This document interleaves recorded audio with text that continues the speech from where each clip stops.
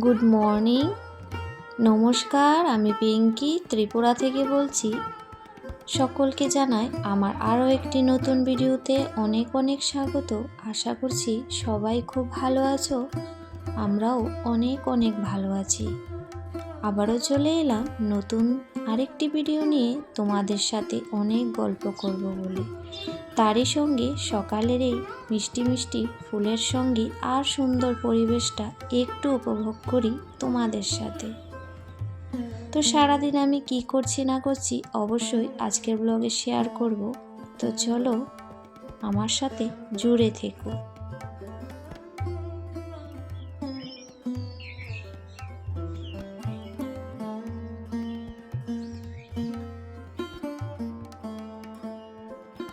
তো এটা হয়েছে বৃহস্পতিবার, মানে শিব চতুর্দশীর পরের দিন সকাল। আমি কিন্তু ঘুম থেকে 4:30টার সময় উঠেই সংসারের কাজে লেগে পড়েছিলাম।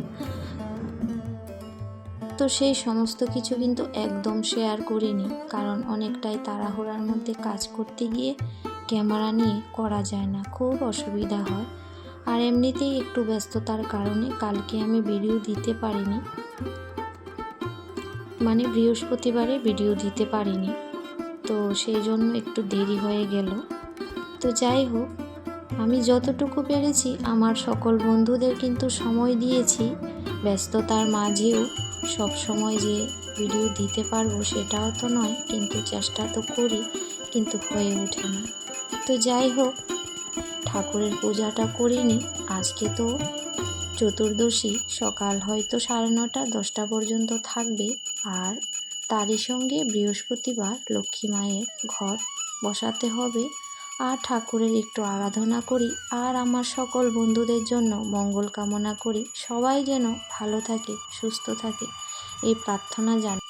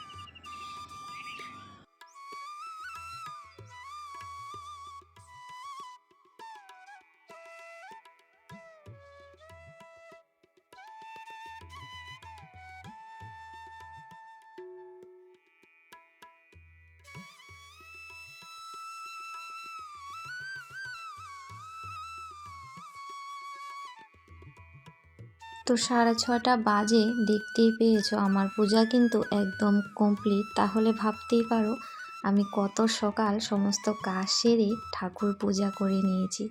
আর বৃহস্পতিবার মানেই তো ঠাকুরের পূজা করতে অনেকটাই সময় লাগে, তার সঙ্গে বাবা ভোলেনাথের আরও অন্যরকম একটা দিন। তো শিব চতুর্দশীর দিন যেভাবে বাবা স্নান অভিষেক হয়, ঠিক পরের দিন কিন্তু সেইভাবেই করতে হয়। তো পরের দিন সকালে যদিও আমার কাছে দুধ দই ছিল না, কিন্তু বাকিগুলা দিয়েই আমি বাবার স্নান অভিষেক করিয়ে নিয়েছি। কারণ এত সকাল গায়ের দুধ পাবো না, আর দই তো রাখতেই পারিনি, কালকে নষ্ট হয়ে গিয়েছিল, না হলে দইটা দিয়ে স্নান করাতে পারতাম। তো যাই হোক, আমার মনের ভক্তি দিয়ে ঠাকুরকে আমি যতটুকুই পারি সেবা দেওয়ার চেষ্টা করি। তো বাবার আশীর্বাদ সবার উপরেই আছে, মনের ভক্তিটাই কিন্তু বড়, সেটা আমার চিন্তা ভাবনা আর কি।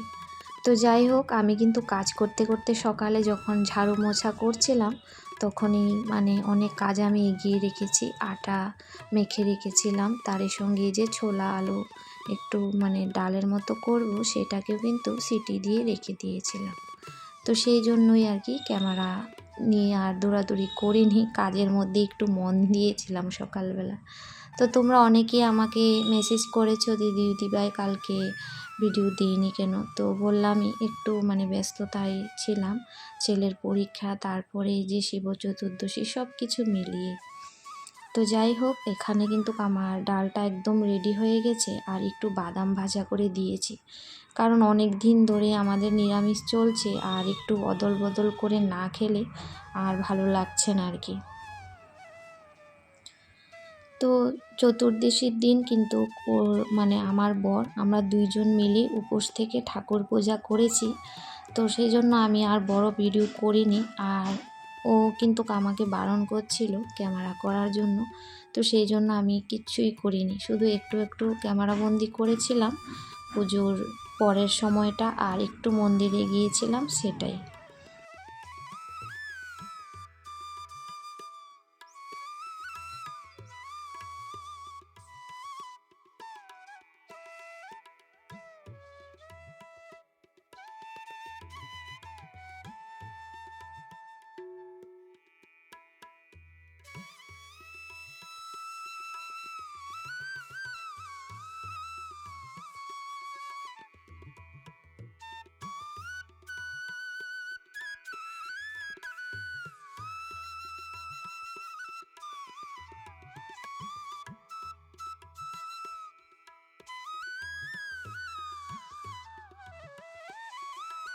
খুব তাড়াতাড়ি কাজগুলো করছিলাম যেহেতু, তো দেখছিল যে দুই চুলাতে দুই রকম চলছে, তারপর রুটি মানে হাতের মধ্যে গরম ঘি ছিটা এসে পড়ছিল, তো এসে আবার একটু হেল্প করছিল রুটিগুলা মানে পরোটাগুলা ছেঁকার জন্য। তো যাই হোক, তাড়াতাড়ি করতে গিয়ে এরকমই হয় সব সময়। তো এখানে একটু বেগুন, আলু আর টমেটো দিয়ে একটু নিরামিষ সবজি করেছি, আর কালকের মুগ ডাল ছিল, তো সেই জন্য আর কোনো ডাল মানে রান্না করিনি। তো অনেকটাই আটা বেঁচে গিয়েছে, তো ফ্রিজে রেখে দিয়েছি। তো সবার নাস্তা হয়ে গেছে, এখন কিন্তু আমি খাইনি চাও এখনও, আমার আর একটু পরে খেতে হবে, কারণ আমাকে এইগুলা পরিষ্কার করে আবার কাপড় চোপড় কয়টা রয়েছে সেগুলা ধুয়ে দেব, তারপর তৈরি হয়ে যাব মানে স্কুলে যাওয়ার জন্য, পরীক্ষা আছে।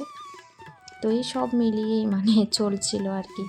তো এখন কিন্তু ভাতটা বসিয়েছি, আর ভাতটা বসিয়েই আমি রান্নাঘরের কৌটাগুলা একটু পরিষ্কার করে নেব, কারণ এই 2-3 দিন কিছুই হচ্ছে না, ধুলবালু পড়ে আছে।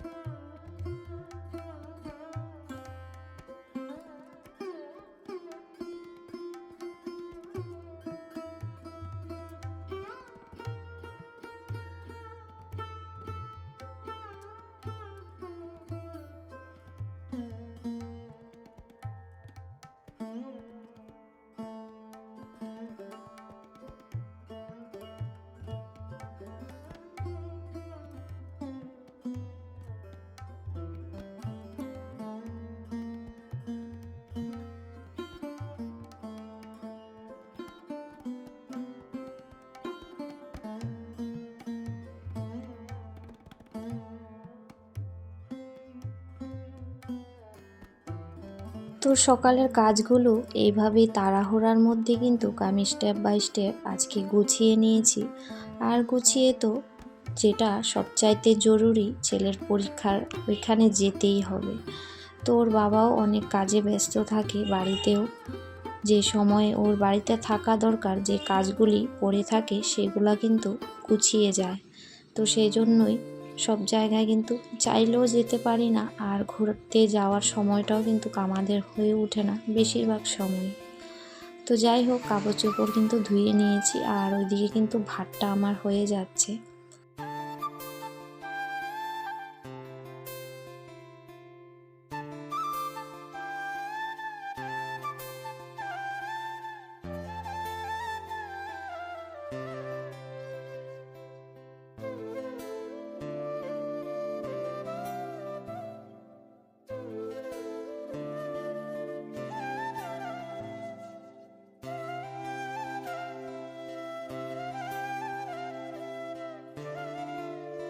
তো যেই সকল বন্ধুরা আমাকে প্রতিনিয়ত কমেন্ট করছো আর পর্দার আড়াল থেকে যে সকল বন্ধুরা আমাকে সাপোর্ট করে যাচ্ছ, সবার জন্য অনেক অনেক ভালোবাসা আর অনেক ধন্যবাদ এইভাবেই আমার সাথে থাকার জন্য। তো যাই হোক, আজকের ভিডিওটি এখানেই শেষ করছি। সবাই খুব ভালো থেকো, সুস্থ থেকো, আবারও ফিরে আসবো।